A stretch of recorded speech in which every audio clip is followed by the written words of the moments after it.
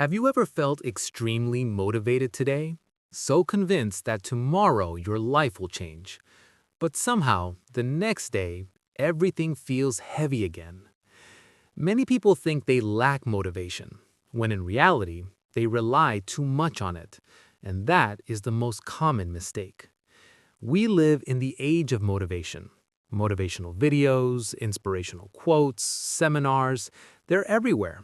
But strangely, the more motivation there is, the more people feel stuck. Not because motivation is wrong, but because it's often misused. Motivation becomes a requirement to act, when it should only be a bonus. Motivation is a feeling, and all feelings are temporary. You can feel motivated this morning, tired in the afternoon, doubtful at night, and empty again the next morning.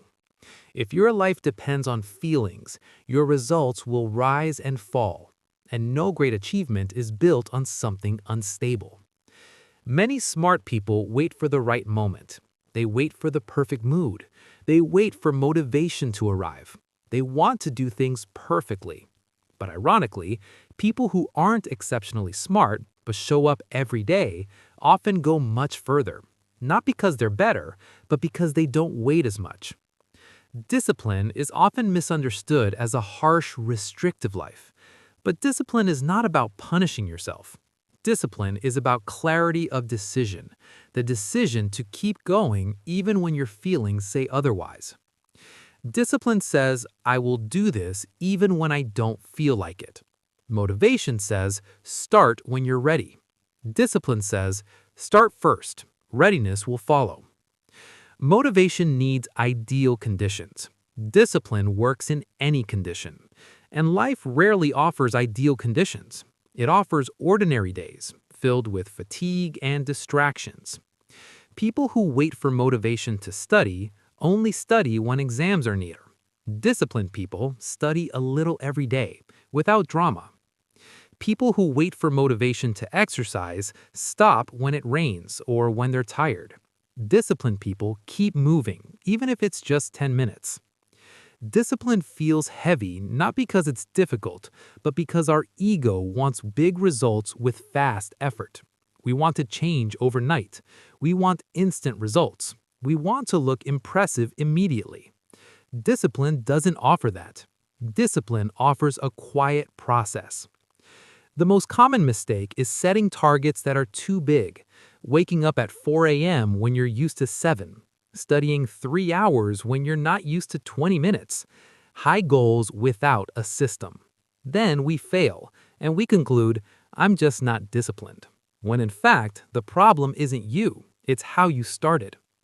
Successful discipline always looks small, too small to brag about, too simple to show off, but that's exactly why it lasts.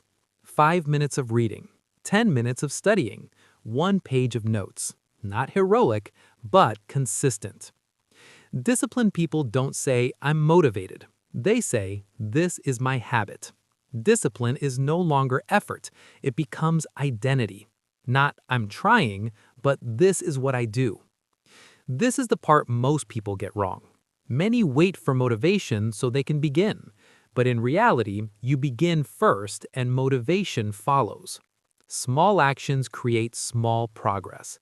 Small progress builds confidence, and confidence creates motivation.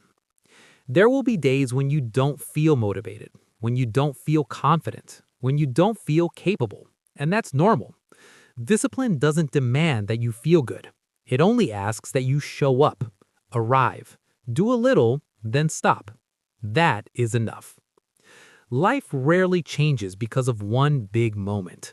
Life changes through small choices repeated over time. Motivation can start the journey, but only discipline finishes it.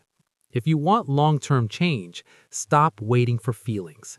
Build a small system that you can follow even on your worst days. Today, don't ask whether you feel motivated. Ask one question. What is one small step I can take right now? Do it. Repeat it tomorrow. That's where change begins.